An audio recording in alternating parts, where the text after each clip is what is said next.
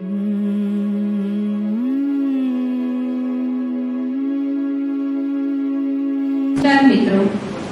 આપણે હવે કાર્યક્રમની શરૂઆત કરીશું.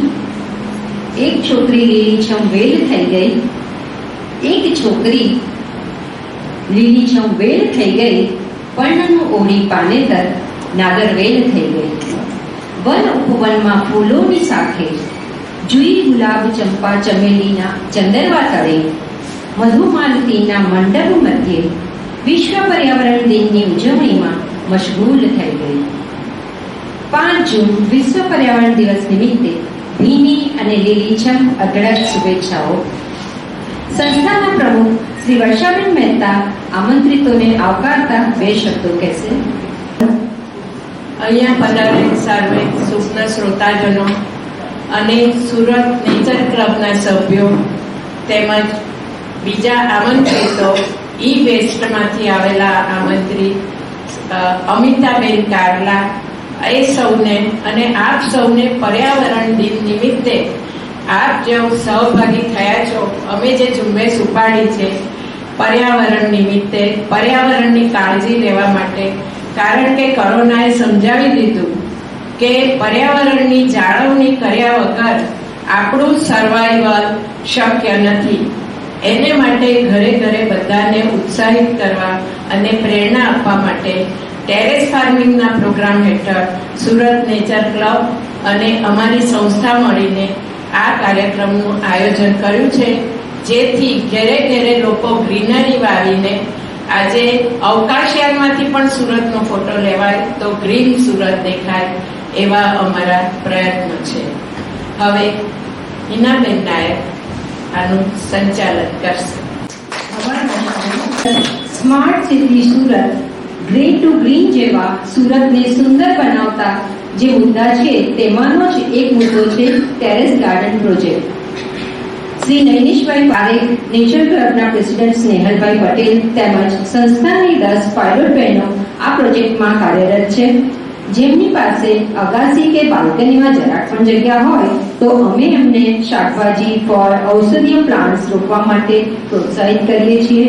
હમણાં જ થયેલી સંસ્થાની બાળ શિબિરમાં બાળકોને પણ ઘરે તુલસી, મેથીની ભાજી કઈ રીતે ઉગાડવી એ અંગેની પ્રેક્ટિકલ સમજ આપી, જેથી બાળકોમાં નાનપણથી જ પર્યાવરણ પ્રત્યે જાગૃતતા આવે. નેચર ક્લબે આ કાર્ય માટે અમને ઘણી સહાય કરી. એમના ઇકો ફાર્મ પર અમને ઇન્વાઇટ કર્યા અને પ્લાન્ટેશન માટે બેઝિક વસ્તુઓની સમજ આપી. પ્રોજેક્ટના સ્પોન્સરર શ્રી નૈનિશભાઈ પારેખે અમને પ્લાન્ટ સાથે ગ્રો બેગ પ્રોવાઈડ કરી અને બીજાને પણ પ્રોત્સાહિત કરવાની પ્રેરણા આપીને અમારા ઉત્સાહને વધાર્યો.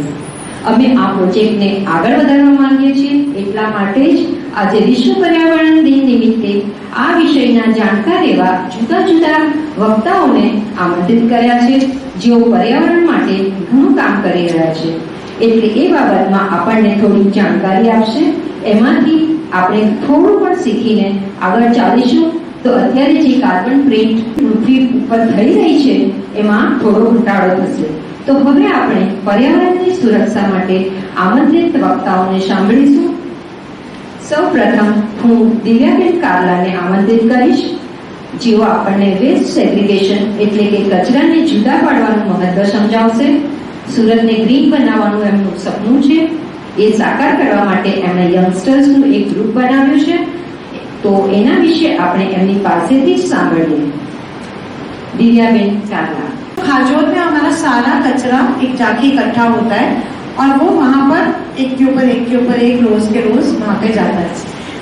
अब आपको पता है, मुझे थोड़ा सा आइडिया दो कि सिटी में पूरे सिटी में पूरे सूरत का कितना खर्चा होता है, एसएमसी कितना खर्चा करती है वेस्ट को प्रोसेस करने में। 450 करोड़ इतना सारा खर्चा जो है सिर्फ किसमें हो रहा है, ट्रांसपोर्टेशन, लेबर और थोड़ा बहुत जो लैंडफिल साइट है, जो डंपिंग साइट्स हैं उनको थोड़ा बहुत मेंटेन करने के लिए इंफ्रास्ट्रक्चर जो लगता है, जमीन जो लगती है उसका रेंट, ये सब चीजों में हमारे 450 करोड़ जा रहा है, जो कि हम दे रहे हैं। हम टैक्स की तौर पे ये पैसा एसएमसी को दे रहे हैं कि जाओ पर जला दो, और ऊपर से हम एनवायरनमेंट पे भी सारा प्रॉब्लम आ रहा है।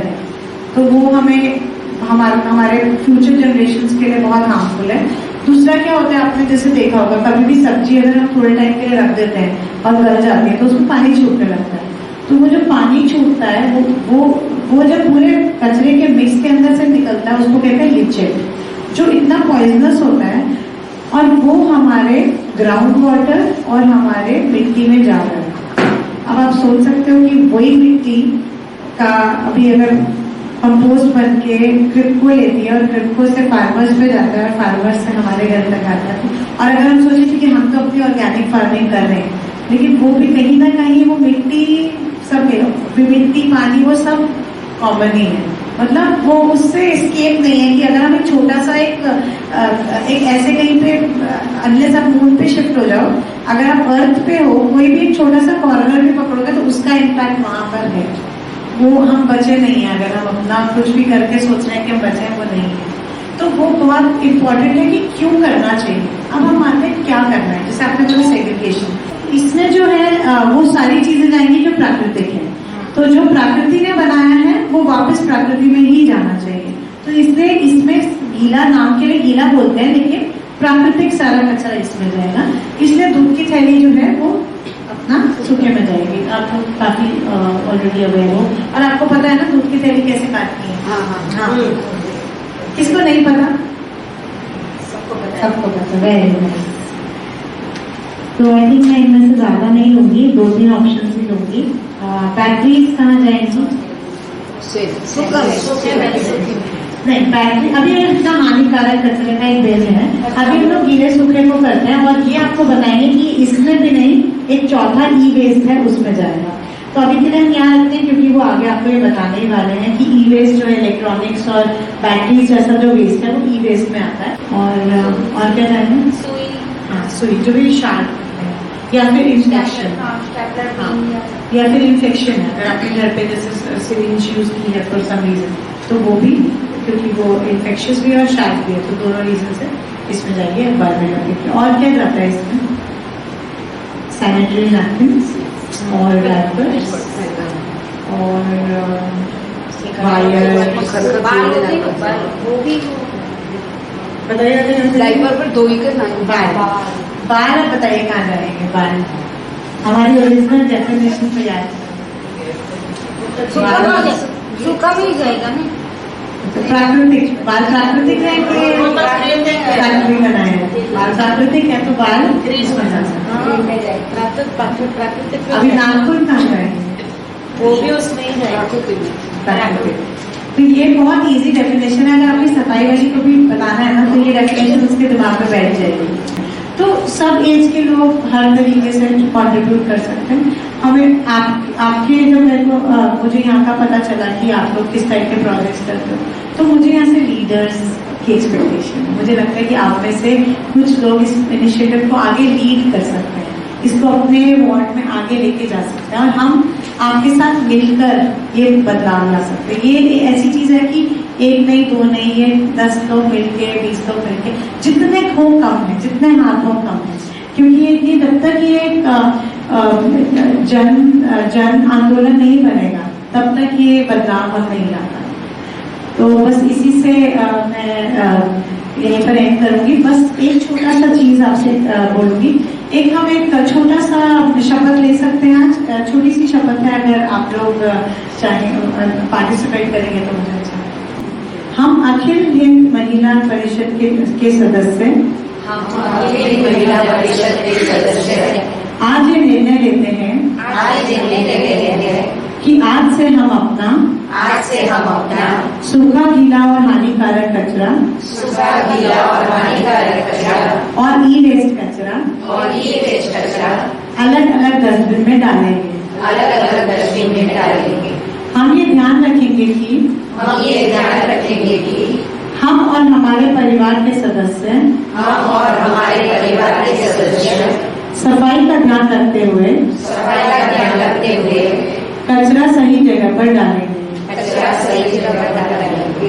तथा हमारे घर में आने वाले कामदार को भी इसका ज्ञान देंगे। हम आज से अपनी जवाबदारी सोसाइटी, अपनी सोसाइटी, शहर, समाज और आने वाली पीढ़ी के लिए बखूबी निभाएंगे। जय हिंद। લીલા લીલા જંગલ જેવું કંઈક હતું અહીં કાલ, આજે નગર વસે છે. લીલા લીલા જંગલ જેવું કંઈક હતું અહીં કાલ, આજે મોહિનીબેન ચડિયા અને પરબિયા સાહેબનો દીકરો છે. પરબિયા સાહેબ યુનિવર્સિટીના પ્રોફેસર અને એમનું એટલું બધું નોલેજ છે કે દાદી આયુર્વેદિક દવા એ અત્યારે દવા પણ આપે છે. આયુર્વેદિક દવા પણ આપે છે પરબિયા સાહેબ અને ખૂબ એમાં અમાર ડૂબેલા છે. મોહિનીબેન ઘડિયાને સાંભળીશું. મોહિનીબેન વીર નર્મદ દક્ષિણ ગુજરાત યુનિવર્સિટીમાંથી પ્રોફેસર અને વિભાગીય વડા તરીકે નિવૃત્ત થયા છે. તેમણે 40 વર્ષનો રાષ્ટ્રીય અને આંતરરાષ્ટ્રીય સંશોધન કાર્યનો અનુભવ મેળવેલ છે. વિવિધ એજન્સીઓ દ્વારા 8 પ્રોજેક્ટ પૂર્ણ કર્યા છે. તેઓ 5 વર્ષથી ટેરેસ ગાર્ડન પ્રોજેક્ટ સાથે સક્રિય છે.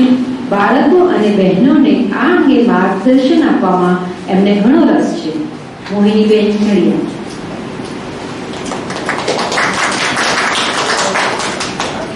મહિલા પરિષદના હોદ્દેદારો, હિનાબેન, દિવ્યાબેન અને સ્મિતભાઈ, આમંત્રિત મિત્રો, આપ સૌનો હું આભાર માનું છું. અને કિચન વેસ્ટથી ખાતર બનાવવાનું કેમ બનાવવાનું, આ દિવ્યાબેન કીધું એનું કારણ તમને આટલી ખબર પડી ગઈ છે કે લેન્ડ ફિલ્સની સંખ્યા ઓછી કરવાની, નંબર 1. નંબર 2, આપણે આજુબાજુ સફાઈ કરવાની. કેમ કે આપણે જ્યારે સ્વચ્છ સુરતની વાત કરીએ છીએ તો સૌથી પહેલાં આપણે ઘરથી શરૂઆત કરીએ તો જ સુરત સ્વચ્છ દેખાશે. અને સુરત સ્વચ્છ દેખાશે, આપણે નેશનલ લેવલ ઉપર આ સ્વચ્છતા અભિયાનમાં પહોંચી શકીએ. ત્રીજું કારણ છે કે પ્લાન્ટ્સ માટે ન્યુટ્રિટિવ પ્રોડક્ટ આપણે તૈયાર કરીએ. એ ઘરથી જ, ઘરના કચરાથી, હું એને કચરા નહીં કહું, કેમ કે જે ખાતર બને છે એ બ્લેક ગોલ્ડ કહેવાય. આ મેં ખાતર જે બનાવી છે તે ઘરના રસોડાના કચરામાંથી બનાવ્યા છે. કિચન સ્ક્રેપ્સ છે, તમે લોકો આ જોઈ શકો. અને સારામાં સારી ખાતર છે. ગોબરની ખાદ પછી હું એને રમું છું.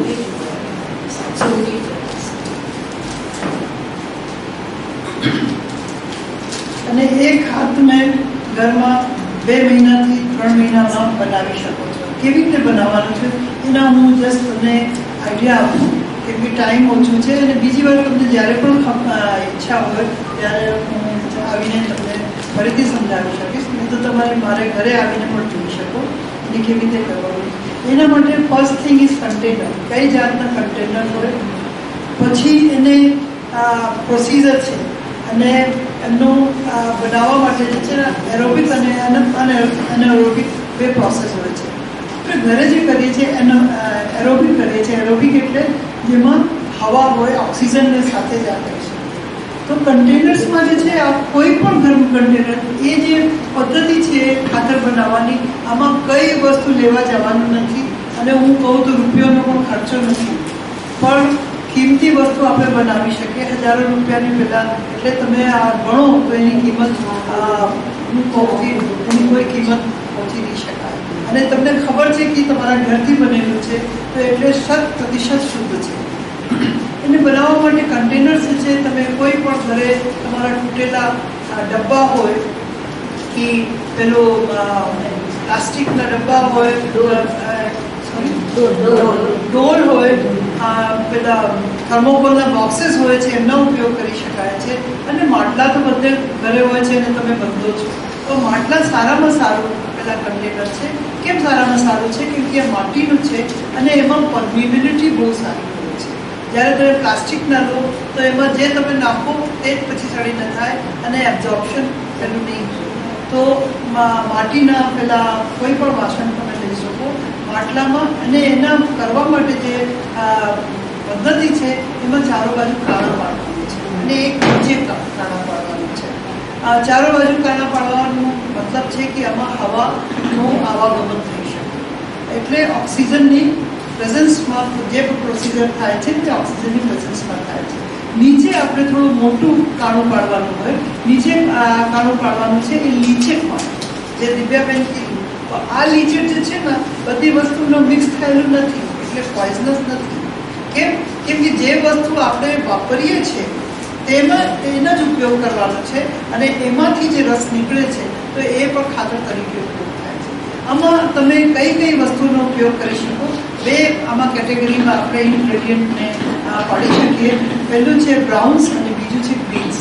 બ્રાઉન્સ એટલે સૂકા બધા જ, તમે લાકડાના વેર હોય કે સૂકા પાંદડા હોય કે પેલા મગફળીના છોતરા હોય, કોકોપીટ હોય. કોકોપીટ હું એટલા માટે નહીં કહું કે કેમ કે મેં તમને કીધું એની કોઈ એક પૈસો ખર્ચ નહીં કરવાનો. તો બહારની વસ્તુઓ લેવા કરતાં જે આપણી પાસે અવેલેબલ છે એનો ઉપયોગ કરવાનો.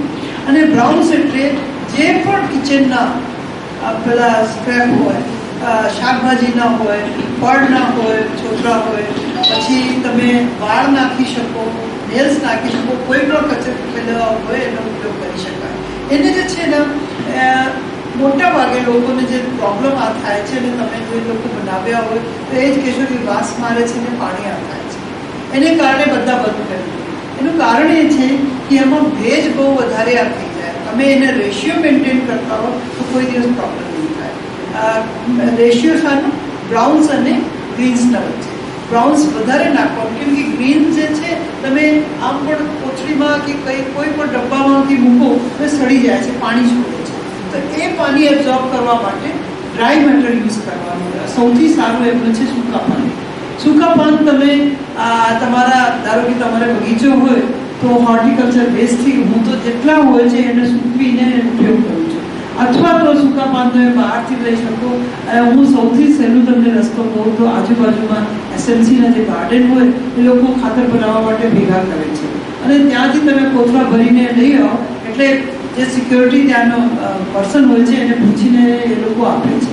અને આમ પણ જે છે પતઝડ જ્યારે થાય ત્યારે તમે ઢગલા અવન ભેગું કરી શકો. હું તો આવી જ રીતે કહું કે મને ખબર છે પાન પડે છે, પછી કોથળું લઈને ગઈ હું જાતે અથવા કોઈને મદદ લઈને ભરી નાખું, તો એનો ઉપયોગ આવી રીતે થઈ શકે છે. અને સારામાં સારું જે તમને ઇઝીલી અવેલેબલ જે છે તે સૂકા પાન છે. તો એમનું અનુપાત જે રેશિયો મેન્ટેન કરવાનું છે તે 3:1 તમે કહો. એટલે 3 ભાગ જે છે તે સૂકા પેલા હોય ડ્રાય મેટર કરવાનું, અને એક પાર્ટ જે છે તે ગ્રીન્સને લેવાનું. અને આમાં તમે લેયરિંગ કરી શકો અથવા તો મિક્સ પણ કરી શકો. દાખલા તરીકે 2-3 દિવસનું કચરો બધું ભેગું કરતા હોય, બધાને ત્યાં કચરો નીકળે જ છે, એટલે 500 ગ્રામથી 2 કિલો સુધી આપણે કચરો એક્સપેક્ટ કરી શકીએ. તો એને તમે સાથે ભેગું કરી શકો. અથવા તો સૌથી પહેલાં ડ્રાય લીવ્સનું લેયર નાખો, પછી આમાં જે આપણે બ્રાઉન્સ હોય એની લેયર નાખવાની, પછી ડ્રાય લેયર કરવાનું, ઓલ્ટરનેટ કરવાનું. અને આમાં જે છે એક્સેલરેટરનો ઉપયોગ કરવાનો હોય, કેમ કે એ માઇક્રો ઓર્ગેનિઝમની પ્રક્રિયાને કારણે આપણે ખાતર મળે છે. એ સૂક્ષ્મજીવી જંતુ હોય છે આમાં ભાગ. સૂક્ષ્મજીવી જંતુ જે થાય તે તમે એના માટે જેવી રીતે આપણે દહીં મેળવીએ છીએ તો એ પણ માઇક્રોબિયલ પ્રોસેસ છે. તો દહીં છાશ હોય એ તમે નાખી શકો, અથવા તો તમે ડિકમ્પોઝર આવે છે, ફર્મેન્ટર હોય છે, એમને નાખી શકો. કોઈ પણ વસ્તુ જેનાથી માઇક્રો ઓર્ગેનિઝમ ઉત્પન્ન થાય એમાં મિક્સ કરી શકાય. અને એને મિક્સ કર્યા પછી અઠવાડિયામાં 1 વાર કે 2 વાર એને રેકિંગ કરવાનું, એટલે હલાવવાનું. અને જ્યારે તમારું જે પાત્ર છે, કન્ટેનર છે એ ભરાઈ જાય ત્યારે એમને બંધ કરી દેવાનું સૂકા આમાંથી, અને ઉપર પાતળી માટીની લેયર, વચ્ચે પણ તમે થોડું માટી નાખવાનું હોય તો નાખી શકો, અને ઉપર માટીથી ઢાંકી દેવાનું છે. માટીથી ઢાંકવાનું કારણ એ છે કે ધારો કે જીવાત થાય, ઘણીવાર મેગોટ્સ કે પેલા લાર્વલ સ્ટેજના પેલા જીવાત મળે તો એ ત્યાં ઉપર નહીં આવી શકે. એટલે એમને તમે બંધ કરી દો અને બીજા આવી રીતે કન્ટેનરનું યુઝ કરો. અને એને રાખવાનું ક્યાં છે? છાયાની જગ્યાએ, તડકામાં નહીં રાખવાનું. કેમ કે તડકામાં ઘણા લોકો રાખે છે કે આ વહેલું થઈ જાય છે. આમાં શું છે, કોઈ પણ પ્રાકૃતિક ક્રિયા છે આપણે એને પ્રાકૃતિક રીતે જ લેવાનું, અને એને આપણે વધારે ઘટાડીને આપણે આપણી રીતે કરીએ. તમે ઘણા યુટ્યુબ માર્કેટમાં જોયું હોય કે 5 દિવસમાં ખાતર બની જાય છે, તાત્કાલિક થઈ જાય છે, 24 કલાકમાં થઈ જાય છે. એ ખાતર થાય પણ એનું ફર્મેન્ટેશન અને જે ન્યુટ્રિટિવ વેલ્યુ જોઈએ છે તે નથી જળવાતું. એટલે આપણે હું માનું છું કે આ કોઈ પણ નેચરલ પ્રોસેસ હોય એને નેચરલ રીતે જ કરવાનું છે. તો એને ભેગું કરીને તમે રાખી દો અને તમે જોશો કે 2-1 અઠવાડિયા પછી એ 1/3 આ થઈ જશે. એટલે એ પોતે જ શું આ ભેગું થઈને ડિકમ્પોઝ થઈ જશે. અને તમે કોઈ દિવસ વચ્ચે પણ હાથ નાખો તો એકદમ ગરમ હોય છે. એ ગરમ એટલે એ પ્રોસેસ છે અને એ ટેમ્પરેચરમાં જ્યાં સુધી નહીં પહોંચે ત્યાં સુધી પેલું આ પ્રોસિજર પૂરી નહીં થાય. તો એ ગરમ થાય અને એવી રીતે કરતાં કરતાં તમે 2 મહિનાથી મિનિમમ મને લાગે છે 6 અઠવાડિયાથી 1.5 મહિનાથી 3 મહિના તો રાખવી જોઈએ. એ કેમ 1.5 મહિનાથી 3 મહિના એ પણ હું તમને હમણાં કહીશ. કેમ કે 6 અઠવાડિયામાં કેમ થાય, 3 મહિનામાં કેમ થાય. તો એ રાખવાનું અને પછી આ ખાતરને જોતા કેવી રીતે બની ગઈ છે કે નહીં એ જાણવા માટે તમે એમને આ તો તમે સૂંઘીને પણ જોઈ શકો છો કે એની જે છે ઠંડી થઈ જાય. જ્યારે પહેલાં નહીં બની હોય તો પ્રોસેસ તો એ ગરમ રહેશે અને જ્યારે પ્રોસેસ પૂરી થઈ જશે ત્યારે ઠંડી થઈ જશે. જ્યારે ઠંડી થાય ત્યારે એનો અર્થ કે બની ગઈ છે. તો ઘણી વાર એ થાય છે કે તમને બ્રાઉન કલરના મોટા પાંદડા દેખાય. પ્રોસેસ પૂરી થઈ છે પણ પાંદડાનું સાઇઝ મોટું હતું એટલે એ નાના નથી છે. એટલે વહેલું કરવું હોય એના કારણ આ છે, એક તો ટેમ્પરેચર છે અને સાઇઝ ઓફ ધ ઇન્ગ્રેડિયન્ટ્સ. તમે એમને જે તરબૂચના મોટા છોતરા લો એમાં અને નાના કટ કરો એમાં સમયમાં ફેર પડે છે. કોઈ પણ વસ્તુ લો, આ પપૈયાના છોડ પીલ્સ જે છે મોટા પીસીસ લો અને નાના લો. શાકમાં પણ ડાળખી હોય મોટી મોટી નાખો તો પછી એ જે છે ને ખોવાય નહીં આવે. તો એને જે છે ને 2 મિનિટ આપણે આપવાનું હોય એને કટ કરીને એમાં નાખી દેવાનું છે.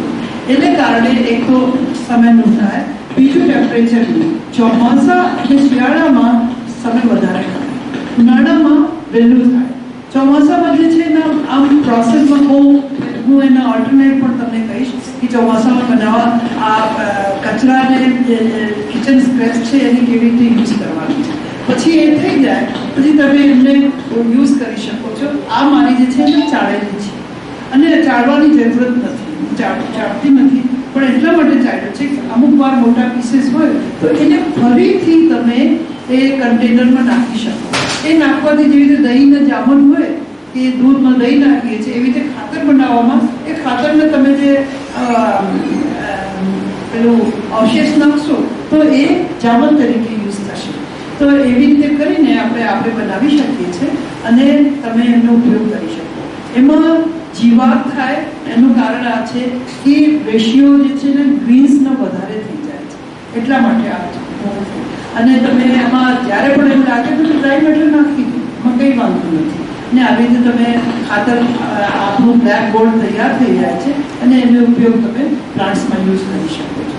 અને એ કોઈ પ્લાન્ટ ઉગાડતા હોય કે નહીં ઉગાડતા હોય પણ કચરાનો ઉપયોગ કરવા માટે તમારે કચરાનો નિકાલ અને પેલું લેન્ડફિલ્સની નંબર ઓછું કરવા માટે આપણી સફાઈ માટે પણ એ કરવું જોઈએ બધાને. અને હું આ કહું છું કે એ બહુ સારામાં સારી પદ્ધતિ છે, એનો ઉપયોગ કરી શકો. આપણે કોઈ પ્રશ્ન હોય તો કહું પણ હું આજ દિવસ છે હું એક મારું પોતાનું પર્સનલ ફિલિંગ શેર કરવા માંગુ છું કે international environment day. Why should we celebrate day only? કેમ કે આપણે જ્યારથી જન્મ્યા છે ત્યારથી પર્યાવરણ સાથે જ છીએ અને આવી રીતે મધર્સ ડે, ફાધર્સ ડે એ જે છે ને પાશ્ચાત્ય સંસ્કૃતિ છે. કેમ કે આમાં બહુ કન્વિનિયન્ટલી લોકો બીજા સન્ડે મેના, ત્રીજા સન્ડે જૂનના મા બાપ જે જન્મ આપેલા છે, જન્મ પહેલાથી આ તૈયાર સાથે છે એને આપણે વર્ષમાં એક જ દિવસ આપીએ. એ તો ત્યાં થાય છે જ્યાં લોકો એક જ દિવસ વીકેન્ડ્સમાં જે છે ને મા બાપને જતાવે કે તમારા પ્રત્યે અમારો પ્રેમ છે, સન્માન છે. પણ આપણી સંસ્કૃતિમાં નથી. માતૃને તો ભૂલી જ નહીં શકીએ અને પર્યાવરણ તો આપણે એનાથી થયા છે અને એમાં વિલીન થવાના છે. એટલે પર્યાવરણના ભાગ છીએ આપણે. એને ડેમાં નહીં તમે ઉજવતા. હું તો એ કહું છું 365 દિવસ આપણે જે કંઈ કોઈ પણ રીતે પર્યાવરણની તમે ભાગીદાર થઈ શકો છો. તમે વૃક્ષ ઉગાડો, તમે શાકભાજી ઉગાડો, તમે ફળ ફળાદી ઉગાડો, તમે જે દિવ્યાબેન કામ કરે છે, સ્મિતભાઈ કામ કરે છે, આ બધું જે છે પર્યાવરણનું કન્ટ્રીબ્યુશન છે. તો આમાં કહેવાનું છે કેમ કે એ આપણે પર્યાવરણ માટે નહીં, આપણે માટે કરી છે. શાકભાજી ઉગાડીએ, આજે કેમ વૃક્ષો માટે લોકો એટલા પેલા થઈ ગયા છે?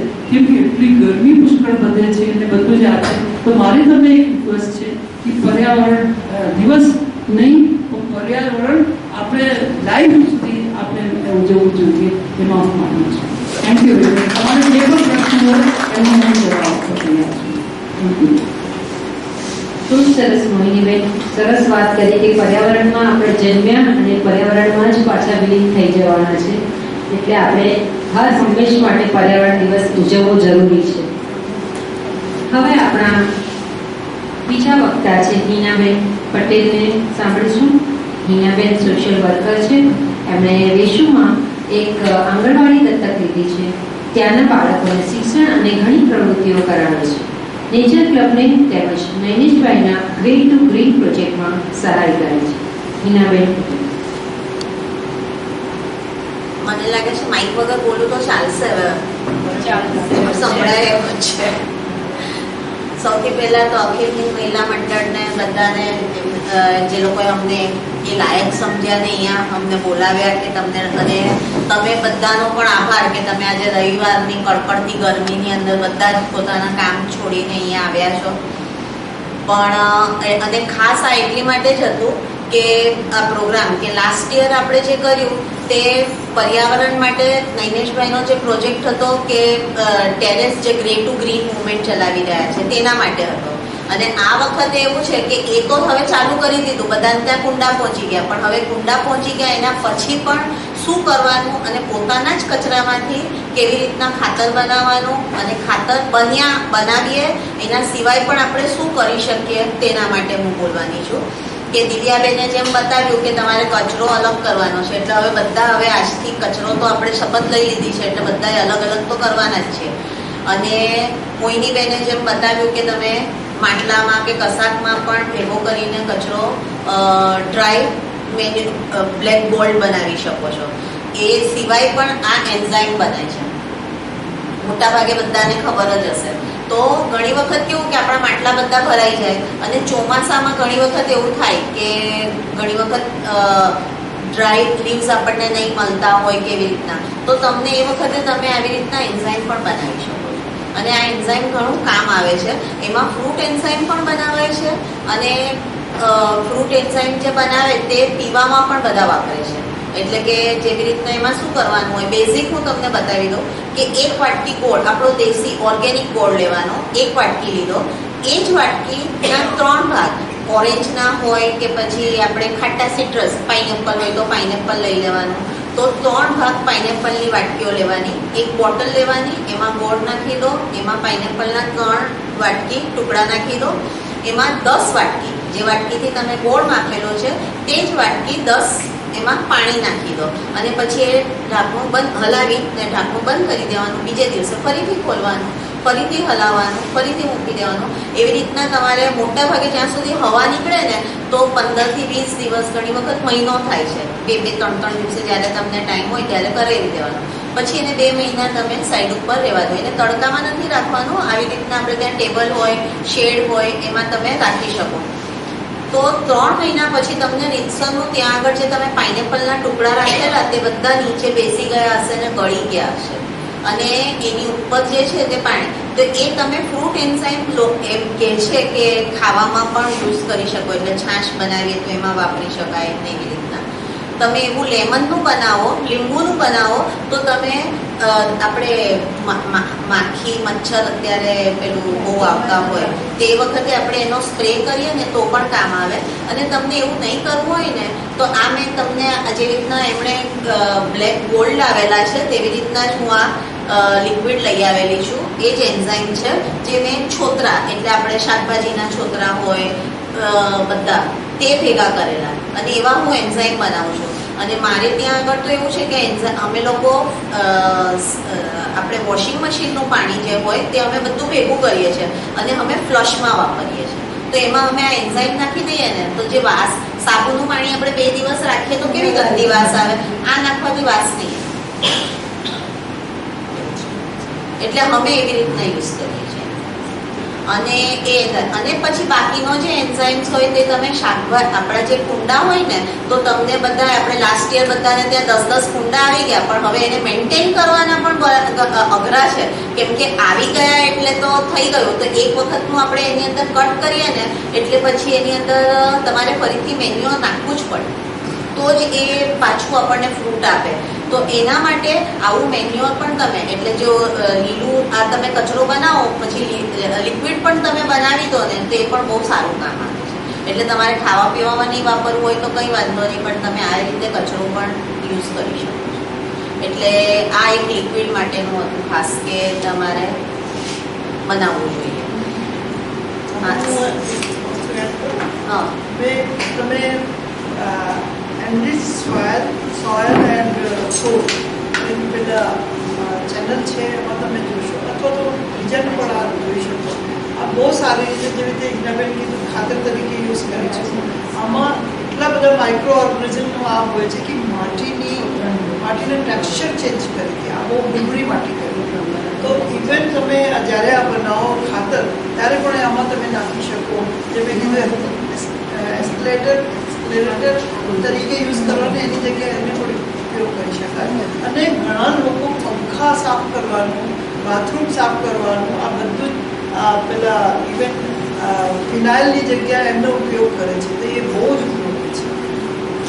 હા, એટલે કોઈ જગ્યાએ મારે ક્વેશ્ચન એ છે, તમે જે સિટ્રસ પીલ્સ યુઝ કરવા કીધું, તો કોઈ સિટ્રસ પીલ્સ મિક્સ નહીં કરવાના ને? એટલે સપોઝ લેમનના યુઝ કર્યા તો ઓનલી લેમન યુઝ એવું નહીં, એટલે કરી શકીએ.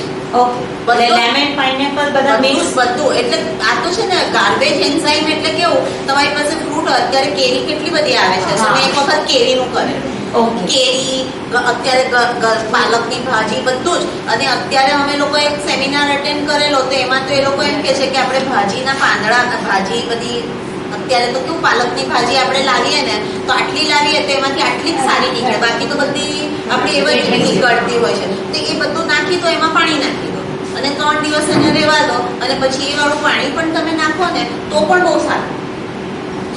દાળનું પાણી ઇવન, અને હું પોતે, આ તમે બધાએ જોયું હશે કે પહેલાના ઘર હતા આપણા, તો એમાં શું હોય, પાછળ રસોડું હોય, રસોડુંની પાછળ પેલું ચોકડી હોય, અને ચોકડીની પાછળ પેલું વાડો હોય. તો ઘસાઈ વાસણ તેનું બી પાણી જાય, દાળ ચોખા ધોવાય એનું બી પાણી એમાં જ જાય. તો દાળ ચોખા ધોઈને તો ચોખાનું, દાળનું જે પાણી હોય ને તે પણ ઘણું સારું હોય છે ઝાડવા. અને દરેક જગ્યાએ પહેલાના ઘરોમાં બધાને ત્યાં પાછળ વાડામાં પાંદડા થઈ જતા હતા. તો કોઈ દિવસ બહારથી પાંદડા લાવવાની જરૂર જ ન પડે, કેમ કે પેલું નીકમાં પાણી નીકળ્યા જ કરે. અને વાસણ પણ બધા છે ને રાતથી જ માંજતા હતા, એટલે પેલું કોઈ જાતનું વાપરવાનું કેમિકલ આવે જ નહીં. એટલે સિટ્રસ જો એકલા હોય ને તો એ સાફ કરવા માટે બહુ સારું પડે.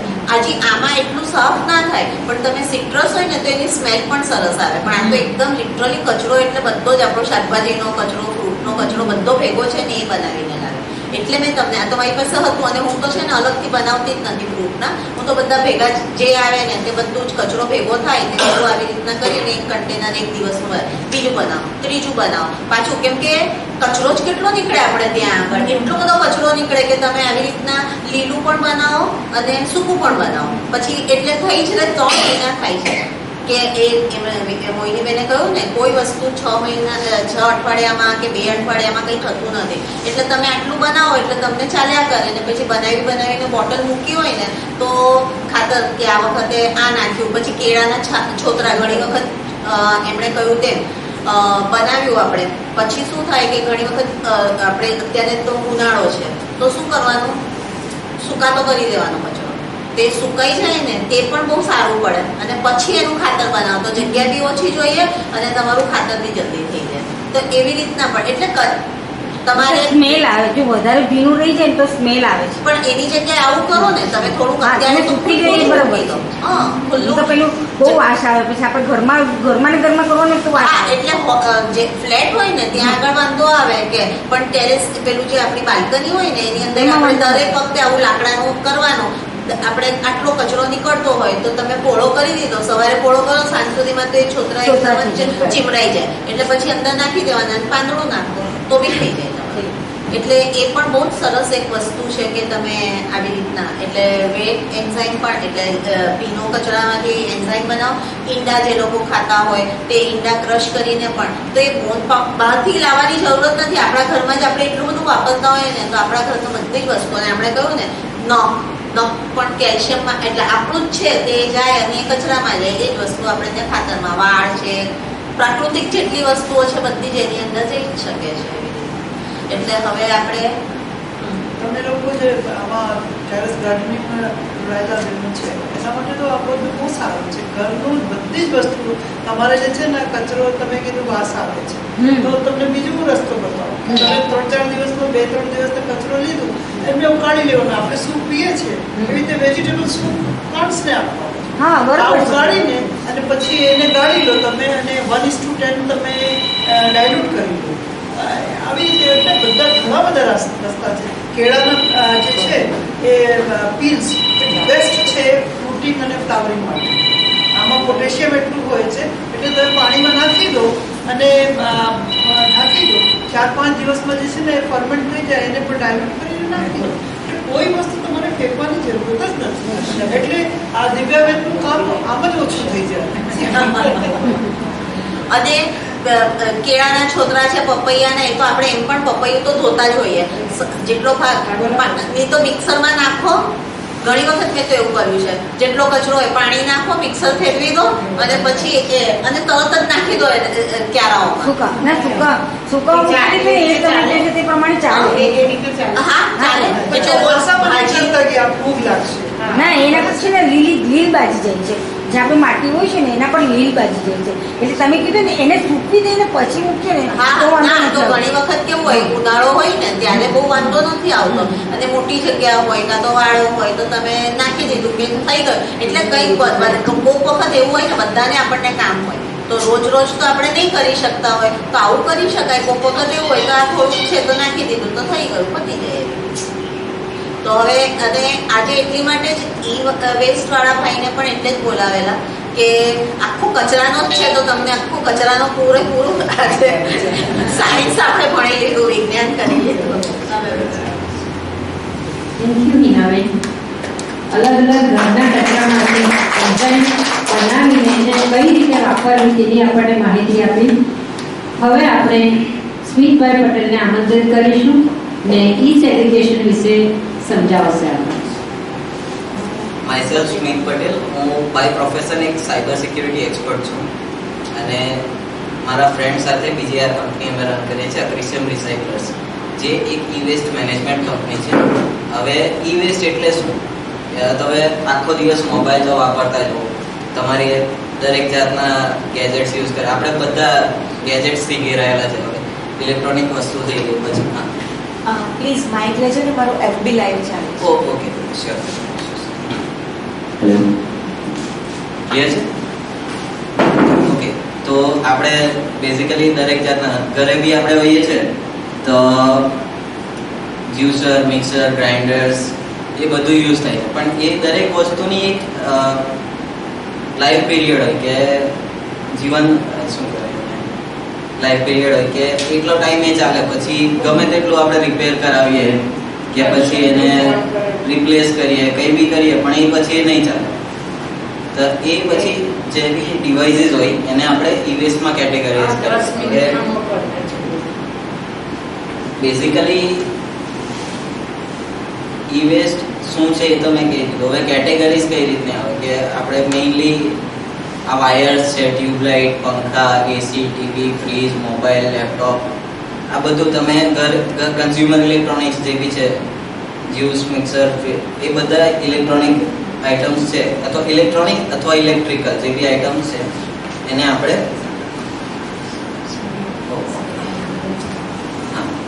તો એને આપણે કેટેગરાઇઝ કરશું. હવે આપણા ઇન્ડિયામાં કેવું છે કે આપણે કંઈ બી વસ્તુ કામ કરતું બંધ થઈ જાય અથવા એનો લાઈફ પિરિયડ પતી જાય તો શું કરીએ કે ભંગારવાળાને આપી દઈએ. હવે એ આપણા ઇન્ડિયામાં એકદમ અનઓર્ગનાઇઝ સેક્ટર છે કે કોઈ જાતનું મેનેજમેન્ટ નહીં રહેતું, બરાબર. હવે ફોર એક્ઝામ્પલ આપણે આ વાયર જોઈએ તો વાયર હવે ભંગારવાળા શું કરશે, તમે વાયર તો એને કિલોના ભાવે આપી દીધો, પણ એ લોકો એમાંથી મેટલ કાઢવા માટે એને બાળી નાખશે અને એમાંથી તાર કાઢશે. હા, અંદરથી કોપર કાઢી લેશે, પણ એ જે પ્રોસેસ છે એ પ્રોસેસમાં ઘણો બધો ધુમાડો નીકળે છે, પછી હાર્મફુલ કાર્બન નીકળે છે. એ બધો એક તો કાર્બન હશે તો એ ગ્રાઉન્ડને ડેમેજ કરશે, અને ધુમાડામાં હાર્મફુલ ગેસીસ નીકળે છે જે હેઝાર્ડસ ગેસીસ છે એ નીકળશે તો એ એન્વાયરમેન્ટને પણ ડેમેજ કરે છે. હવે અમે મેઇનલી શું કરવા માંગીએ છીએ કે રિડ્યુસ, રીયુઝ અને રિસાયકલ. હવે ધારો કે તમારાથી નથી થતું તો થોડું ઓછું વાપરવાનું કરો, ક્યાં તો રીયુઝ કરો, જેટલું થાય તેટલું રિપેર કરવાનું. એમ બી ઇન્ડિયન પબ્લિક છે એ બેઝિકલી જેટલું જ્યાં સુધી ઘસાય ત્યાં સુધી ઘસી લે, બરાબર. ઓકે, અને અમારું કેવું ઓર્ગેનાઇઝ, અમારા પાસે દિલ્હી, મુંબઈ, કોલકાતા એ જગ્યાએ રિસાયકલિંગ પ્લાન્ટ્સ છે. હવે ધારો કે તમારા ઘરેથી અમે જે બી કંઈ ઈ વેસ્ટ કલેક્ટ કરીશું કે તમે વેસ્ટ અમને આપશો તેને પ્રોપર વેમાં મેનેજ થશે. હવે તમારા ઘરે જૂના ડબ્બાવાળા ટીવી કોઈને કરે છે? CRT ટીવી, મોટા ડબ્બા, બરાબર. તો એ ટીવીમાં કેવું થાય, હવે તમે ભંગારવાળાને આપે તો એમાં કંઈ આવે નહીં, ગ્લાસ અને પ્લાસ્ટિક એટલું જ આવે, અને સ્પીકર આવે તેમાં મેગ્નેટ આવે. તો એમાં છે ને તે લેડ એક કેમિકલ આવે જે એકદમ હેઝાર્ડસ છે, એટલે કે ઝેરી છે.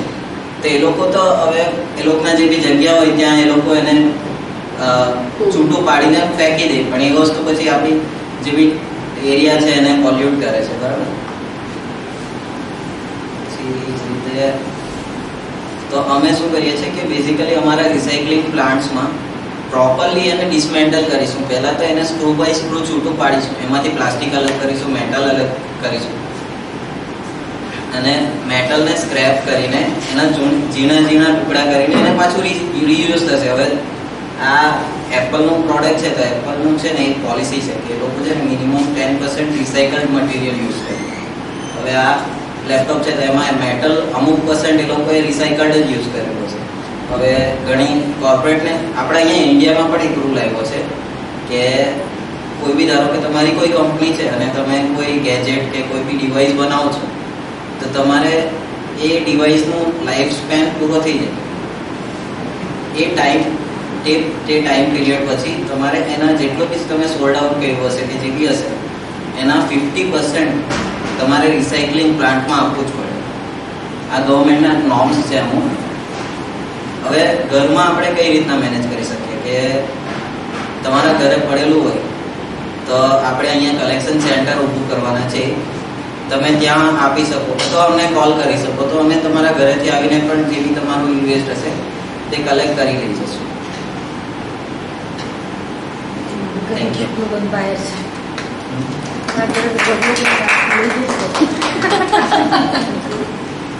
બસ મિત્ર,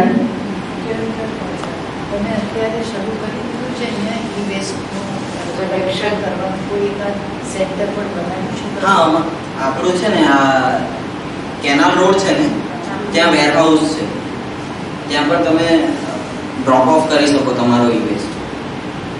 એના માટે આપણે એડ્રેસ કે નંબર કે એવું લઈ રાખીએ? હા, છે કાર્ડ્સ, અમારી કોન્ટેક્ટ છે હાર્દિકભાઈ, તો અમારી આ બધી બહેનો છે એ પોતાના ઘરમાં જે પણ કંઈક ઇલેક્ટ્રોનિક વેસ્ટ પડ્યો હોય તે કોથળીમાં મૂકીને લાવે. અહીંયા સેન્ટર હોય તો અહીંયા હોય તો અમે અહીંયાથી કલેક્ટ કરી લઈશું. ખાસ કરીને માઉસ બહુ બગડી જતા હોય છે. હા, એક ઘરમાં લગભગ 4-5 પેડા હોય એ છે તો એ લોકો આ બેટરીની વાત કરીએ. હવે બેટરી છે એમાં બી લિથિયમ આયોડાઇડ આવે, તો એ તમે ધારો કે કોઈ વાર અને ચપ્પુ બોલથી લાગી ગયો ને તો આખી આગ પકડી લે છે. એટલે એ બહુ ડેન્જરસ મટીરિયલ છે, તો એ બધી મટીરિયલ્સને હેન્ડલ કરવું રિસ્કી થઈ જાય. એટલે હમણાં અત્યારે અમે કલેક્શન જ કરીએ છીએ અને અમારા પ્લાન્ટ પર અમે ફોરવર્ડ કરી દઈએ છીએ, જ્યાં પૂરેપૂરો ટ્રેન્ડ સ્ટાફ છે એ લોકો પ્રોપર એને મેનેજ કરીને એને રિસાયકલ કરે છે. તમારું જે કલેક્શન સેન્ટર છે તમે એનું એડ્રેસ અને લોકેશન જો શેર કરો તો હા, અમે મારી પણ એક સંસ્થા છે, તો અમે લોકો એને સોશિયલ મીડિયા થ્રુ પણ અવેર કરીએ શ્યોર છીએ. છે. પછી તમે લોકો તમે ગૂગલ પર સર્ચ કરશો ને અક્રિશિયમ રિસાયકલર્સ, અક્રિશિયમ રિસાયકલ, હા રિમોટ ટીવી આમાં minimum હોય છે કે બોર્ડની કઈ સિસ્ટમ બતાવી છે? ના ધારો કે કોઈ મોટી ડિવાઇસ છે કે ભાઈ એસી ફ્રીજ જેવું છે તે અમે કલેક્ટ કરી લઈ જશું ને તો તમે અહીંયા તમારું આ ઓફિસ છે તો ત્યાં બધું ભેગું કરી નાખો, ત્યાંથી એક સાથે અમે ઉચકી લઈ જઈએ. ઓફિસ એટલે આપણે બોર્ડની સ્થાપના તો તમારા હા અહીંયા કે અંબાજી એમાં આપણે પ્લાન કરી શકીએ કે ફોર એક્ઝામ્પલ હવે આ બાજુ ફૂડ કોર્ટ છે, રેસ્ટોરન્ટ છે અથવા તો કોઈ શોપ છે તો ત્યાં આપણે ડિસ્કાઉન્ટનું અરેન્જ કરી દઈશું કે તમે ધારો કે અમને ઇન્વેસ્ટ આપો છો તેના બદલામાં તમને કોઈ શોપમાંથી કે એવું ડિસ્કાઉન્ટ અમે અરેન્જ કરી દઈશું. મારે એવું કરવું છે હા. અમે અમારી બહેનોને કન્વિન્સ એમ કરીએ છીએ કે તમારો ઈ વેસ્ટ અહીંયા લઈ આવો, એના ઉપર એક કોથળીમાં રાખીને એના પર તમારું નામ લખો, અમે વેઇટ કરીને મૂકી દઈએ, તમે જે રિવોર્ડ આપો તે આ સંસ્થાને Donation. ડોનેશન હા હા અને અમને કેશમાં જોઈએ છે. હા એ અમે સંસ્થાના અને એટલે એ બેનને મેં કહ્યું કે જો તમારા તરફથી એમને હા તમારા તરફથી આ સંસ્થાને ડોનેશન એવી થઈ શકે અમે પર કેજી જે રેટ હશે એ રેટ પ્રમાણે સંસ્થાને એટલે પે કરી દઈશું. સુરત જનતાને એક સંદેશો આપવાનો છે કે જેની મેકિંગ્સ એમ દરેક જણ પોતાની રીતે પર્યાવરણની સુરક્ષાનો કાર્યક્રમ પોતે જ ઉઠાડે. સમાજની સંસ્થાઓ તો જે કરવાની હોય તે કરશે, પણ શરૂઆત આપણે આપણા ઘરથી કરીએ. અને પ્રોજેક્ટ અમે ટેરેસ ગાર્ડન પ્રોજેક્ટ 3-4 વર્ષથી ચલાવીએ છીએ અને અમારી સંસ્થા 43 વર્ષ થયા છે. જુદી જુદા પ્રોગ્રામ કરે છે, લોકોને મોટિવેટ ટેરેસ ફાર્મિંગ પ્રોજેક્ટના ઇન્ચાર્જ તરીકે કામ કરું છું. અખિલ મહિલા પરિષદ અને નેચર ક્લબ સાથે અમે બંને મળીને ટેરેસ ગાર્ડન પ્રોજેક્ટ હાથ ધરેલો છે, જેના સ્પોન્સર છે નૈનિશભાઈ પારેખ. એમના ગાઈડન્સ હેઠળ અમે આ ટેરેસ ગાર્ડન પ્રોજેક્ટ આગળ વધારી રહ્યા છે અને બીજી બહેનોને તેમજ બાળકોને અમે પ્રોત્સાહિત કરી રહ્યા છે કે ઘરે ઘરે ટેરેસમાં પણ ભલે જમીનમાં તમારી પાસે જગ્યા ન હોય પણ તમારી પાસે ટેરેસ હોય તો બાલ્કની હોય તો તેમાં તમે ગ્રીનરી, શાકભાજી, વેજીટેબલ્સ તમે ઉગાડી શકો અને હેલ્ધી તમે ફૂડ પણ ખાઈ શકો. એ હેતુસર અમે લોકોએ આ પ્રોજેક્ટ આગળ કરી રહ્યા છીએ. આજે અમે ઈ વેસ્ટને એવા બધા ઘણા પર્યાવરણને જાણીતા વક્તાઓને બોલાવ્યા છે કે જેઓ અમને માહિતી આપશે કે તમે ઘરમાંથી જ તમારા કિચનમાંથી જ તમે કઈ રીતે એને ખાતર બનાવીને તમે પ્લાન્ટેશન કરી શકો, ઘરે કઈ રીતે શાકભાજીને ઉગાડી શકો. તેમજ આપણી પાસે હવે ઈ વેસ્ટ બહુ એટલે બહુ વધારે પડતું ફોન છે, વાયર છે, એ બધા વેસ્ટ છે તે જ પર્યાવરણને નુકસાન કરે છે. તો એને આપણે કઈ રીતે આપણે નુકસાન કરતું બચાવી શકીએ, એ વેસ્ટનો આપણે ક્યાં કેવી રીતે નિકાલ કરીએ કે જેથી પર્યાવરણને નુકસાન ઓછું થાય. અને આપણે સુરત આ પ્રોજેક્ટ એવો છે કે અમે સુરતને ગ્રીન બનાવવા માંગીએ છીએ, ગ્રીન સિટી સુરત તરીકે અમે કામ कोई जन्मनी लेण देण श्री बद्ध हवाने धीरे धीरे नगर श्वसे छे આજે નગર વસે છે આજે નગર વસે છે